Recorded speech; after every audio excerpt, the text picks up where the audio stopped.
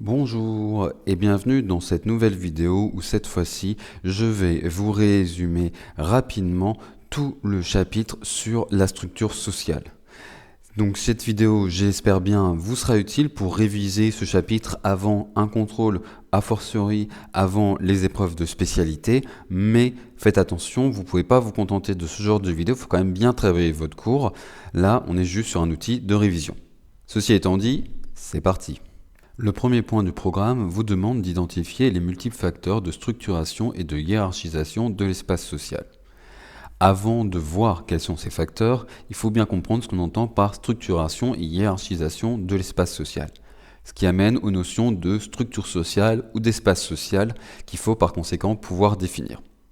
En gros, l'idée ici, c'est qu'on veut des facteurs qui vont permettre de séparer la population dans différentes catégories, de mettre en avant des différences de comportement entre ces catégories, voire des différences de répartition des ressources et par conséquent des inégalités entre ces catégories. Donc là, les inégalités, c'est pour la partie hiérarchisation avec des catégories qui sont plus favorisées par rapport à d'autres. La notion d'inégalité, d'ailleurs, me semble aussi importante à pouvoir définir dans le cadre de ce chapitre. Donc, parmi les facteurs de structuration et de hiérarchisation de l'espace social que le programme mentionne, on retrouve la catégorie socio-professionnelle, qui est aussi, à mes yeux, une notion qu'il faut pouvoir définir, le revenu, le diplôme, la composition du ménage. Donc en gros, combien il y a de personnes dans le ménage. On va aussi pouvoir parler du statut des familles, c'est-à-dire famille recomposée, famille monoparentale, etc.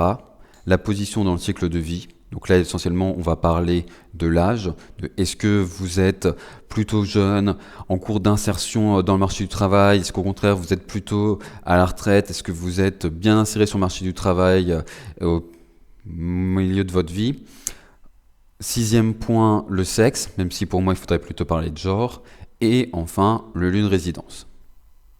Ce qui, à mes yeux, peut poser problème sur ce point du programme, c'est que pour chacun de ces facteurs de structuration et de hiérarchisation de l'espace social, il ne faut pas se contenter de dire, bah oui, il y a des inégalités de revenus, oui, il y a des inégalités qui sont fondées sur la catégorie professionnelle ou des inégalités entre les femmes et les hommes.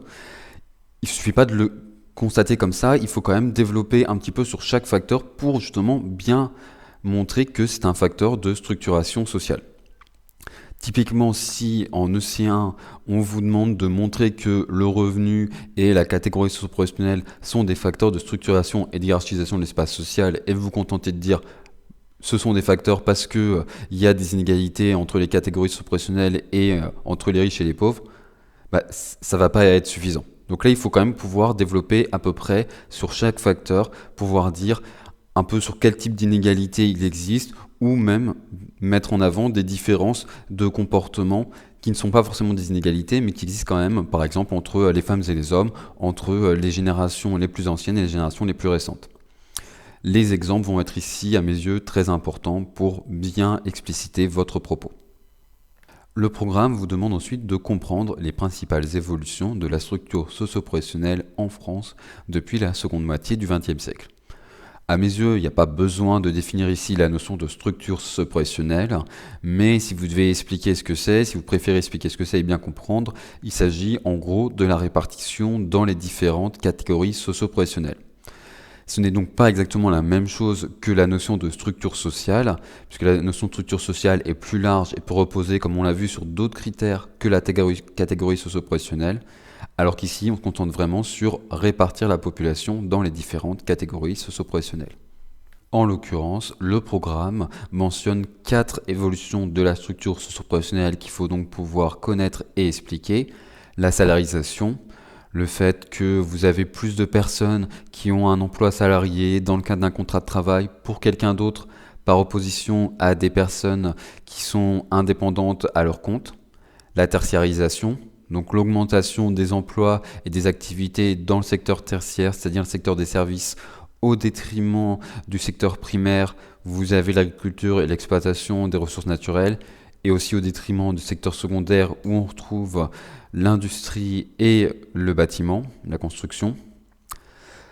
Troisième évolution de la structure socio-professionnelle, l'élévation du niveau de qualification, donc tout simplement un niveau d'éducation plus élevé à la fois pour les individus et pour les emplois.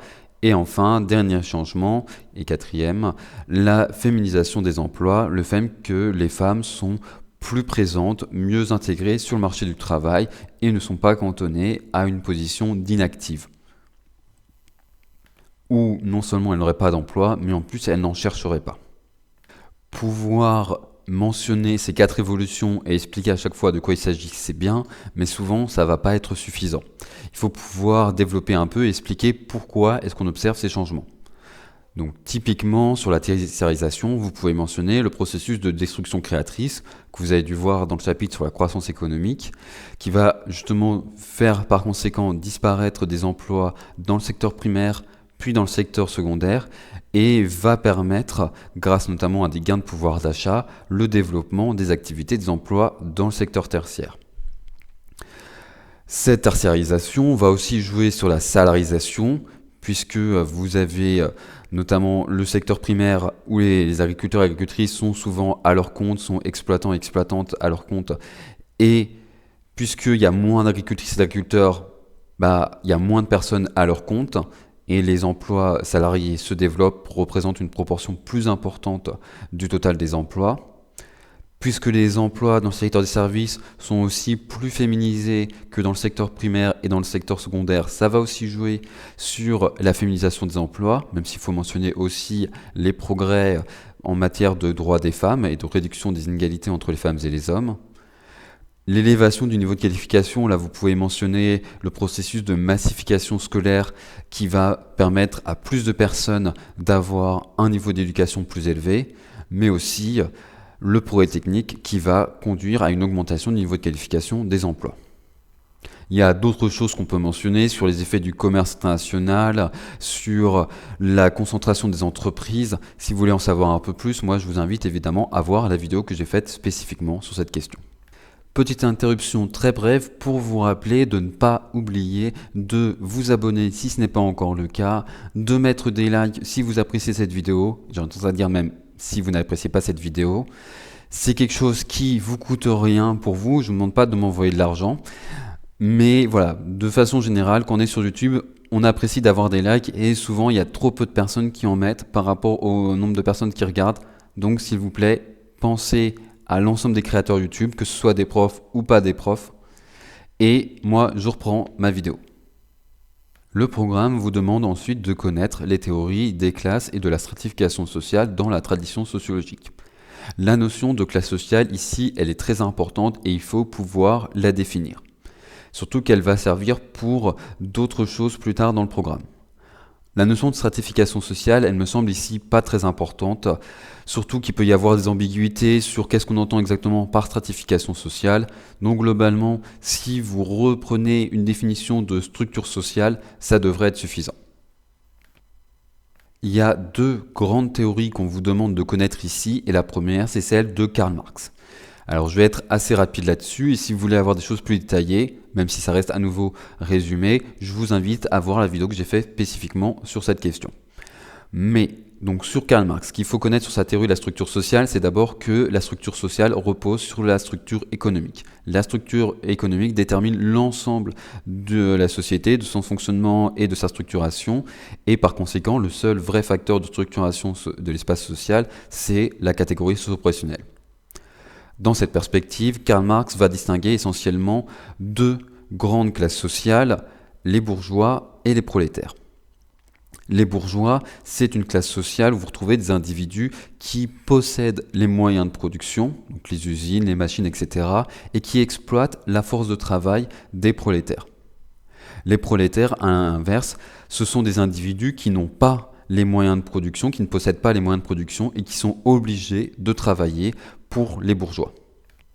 Donc on voit bien que ces 2 classes sociales sont complémentaires, même si Karl Marx mentionne éventuellement d'autres classes sociales mais qui jouent un rôle secondaire. Elles ont donc besoin de travailler ensemble pour produire et créer de la richesse. Mais il va y avoir ensuite des intérêts divergents quand on va parler de la répartition de ces richesses qu'elles ont créées. Bourgeois et prolétaires vont donc entrer en conflit, et puisqu'on a dit que la structure économique détermine l'ensemble de la structure sociale, le conflit entre les bourgeois et les prolétaires va in fine, porter sur l'ensemble de la structuration et du fonctionnement de la société. C'est ce qu'on appelle la lutte des classes.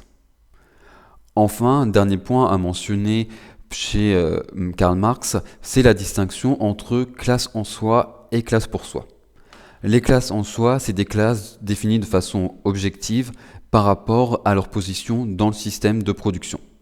En gros, c'est les définitions que je vous ai données. Soit vous êtes propriétaire des moyens de production et vous exploitez la force de travail des autres, soit vous n'êtes pas propriétaire des moyens de production et vous êtes obligé de travailler et de vous faire exploiter par quelqu'un d'autre. Donc ça, c'est les classes en soi. Mais pour Karl Marx, finalement, c'est pas suffisant comme critère pour définir une classe sociale. Il ajoute un critère supplémentaire qui est la notion de classe pour soi. En gros, c'est l'idée que les classes sociales doivent, en plus de leur position dans le système de production, avoir une identité collective et s'organiser pour défendre cette identité et ses intérêts communs. Donc il ne s'agit pas juste de dire vous n'êtes pas propriétaire des moyens de production et vous travaillez pour le compte de quelqu'un d'autre, donc vous êtes un prolétaire, mais il faut aussi que vous-même vous reconnaissiez en tant que prolétaire et vous vous organisiez avec d'autres prolétaires pour défendre vos intérêts. L'autre grande théorie de la structure sociale dans la tradition sociologique, c'est celle de Max Weber, qui vient se distinguer de la théorie de Karl Marx sur plusieurs points. Première chose, c'est Max Weber ne considère pas que la structure économique détermine l'ensemble de la structure sociale. Il considère au contraire qu'il existe plusieurs facteurs de structuration de l'espace social et notamment il distingue 3 grands ordres, 3 dimensions qui vont structurer la société.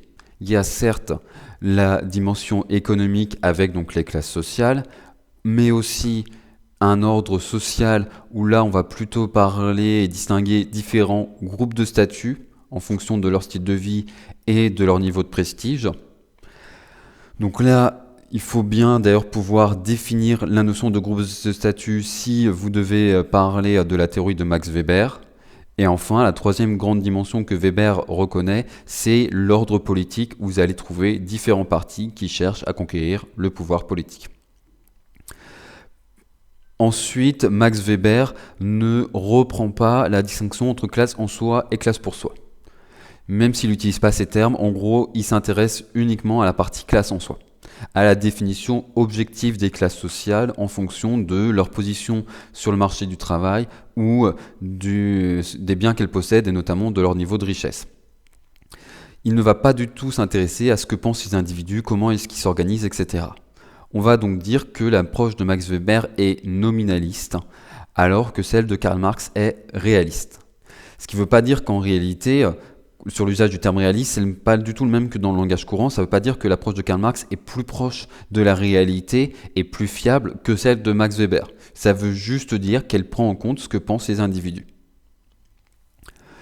Enfin, troisième point qu'on peut mentionner sur la théorie de Max Weber, même si pour moi il est assez secondaire, c'est le fait que le conflit n'occupe pas une place centrale comme c'est le cas dans la théorie de Karl Marx.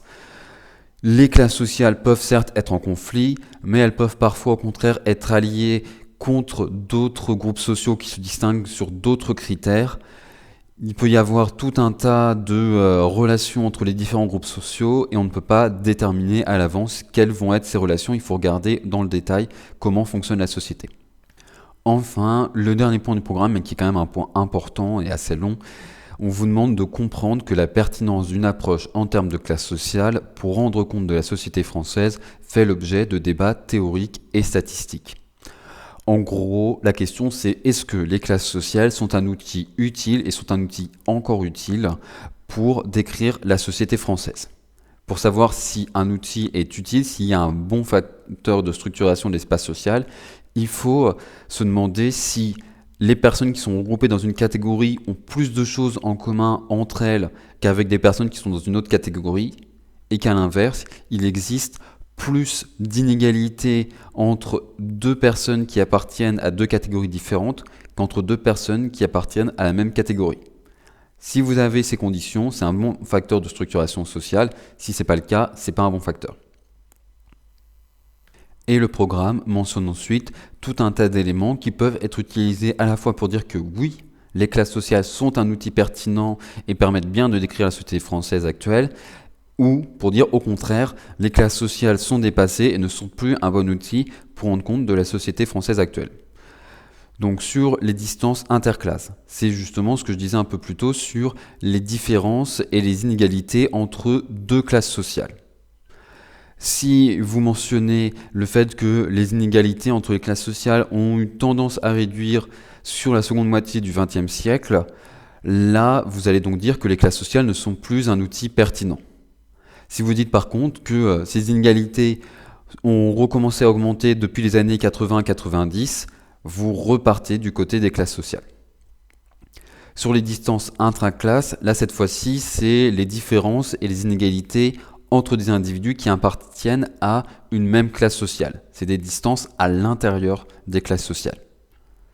Donc là, vous pouvez parler, si vous voulez dire que les classes sociales ne sont plus un outil pertinent, que ces distances ont eu tendance à augmenter, et vous pouvez parler par conséquent de la multiplication des facteurs d'individualisation, qui est mentionné plus loin. Mais vous pouvez dire que malgré tout, il y a quand même une certaine homogénéité, qu'il y a quand même des facteurs qui permettent de regrouper les individus dans une même classe sociale, et pour défendre du coup la pertinence des classes sociales. L'articulation avec les rapports sociaux de genre, elle vient aussi dans l'idée de multiplication des facteurs d'individualisation. Si vous dites, aujourd'hui, les inégalités entre les femmes et les hommes sont importantes à la fois dans les statistiques, mais aussi politiquement, et peut-être plus importantes que les inégalités en termes de classe sociale. Dans ce cas, vous dites que le genre est un meilleur outil pour décrire la société française que les classes sociales, qui ne sont du coup pas un très bon outil, pas très pertinent.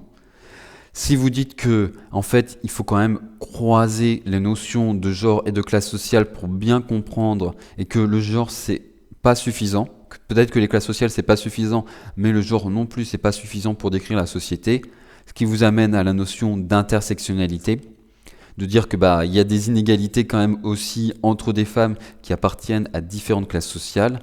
Là, c'est un argument qui va quand même plus soutenir la pertinence des classes sociales. Enfin, on peut parler aussi de l'identification subjective à un groupe social. Donc c'est un peu la notion de classe pour soi des individus. Et là, vous allez notamment pouvoir utiliser ça pour critiquer la pertinence des classes sociales en disant qu'aujourd'hui, la plupart des individus soit ne s'identifient à aucune classe sociale, soit s'identifient à une grande classe moyenne, mais que vous n'allez pas avoir beaucoup d'individus qui vont se retrouver dans l'opposition entre bourgeois et prolétaires, peu importe comment est-ce que vous formulez ça aujourd'hui. Vous pourriez quand même dire qu'il y a, notamment en France, une sensibilité très forte aux inégalités et une perception des inégalités qui peut être plus forte que ce que les outils statistiques nous indiquent, ce qui peut être utilisé par conséquent pour défendre la pertinence des classes sociales. Si je fais donc le point sur les notions qu'il faut pouvoir définir dans le cadre de ce chapitre. La première notion, la notion clé, c'est celle de structure sociale ou d'espace social ou de stratification sociale. À mes yeux, ces trois notions peuvent être utilisées comme des synonymes dans le cadre d'une copie de terminale. Évidemment, si vous faites une thèse, il faudra sûrement expliquer la distinction entre les trois, mais là, pas besoin à mes yeux de connaître trois définitions, une seule devrait suffire. La notion d'inégalité qui est importante quand on parle de la structure sociale, notamment de la hiérarchisation des différentes catégories. La notion de catégorie socio-professionnelle qui est utile quand vous dites que la catégorie socio-professionnelle est un outil de structuration de l'espace social, mais aussi quand vous parlez des modifications de la structure socio-professionnelle. La notion de classe sociale qui est importante quand vous parlez de Marx et de Weber, mais aussi des débats contemporains. La notion de groupe de statut pour la théorie de Max Weber. La notion et la distinction entre classe en soi et classe pour soi, mais aussi la distinction entre bourgeoisie et prolétariat quand vous parlez de Karl Marx. On pourrait ajouter éventuellement la notion d'intersectionnalité, mais elle n'est pas mentionnée directement dans le programme, donc ça, à mes yeux, c'est plus de l'ordre du bonus. Voilà, c'est tout pour cette vidéo. J'espère qu'elle vous a plu. Si vous avez des questions, des points que vous n'arrivez pas à comprendre, n'hésitez pas à les poser en commentaire. Je vous souhaite une bonne journée, bonne chance pour votre contrôle ou pour le bac, et à bientôt.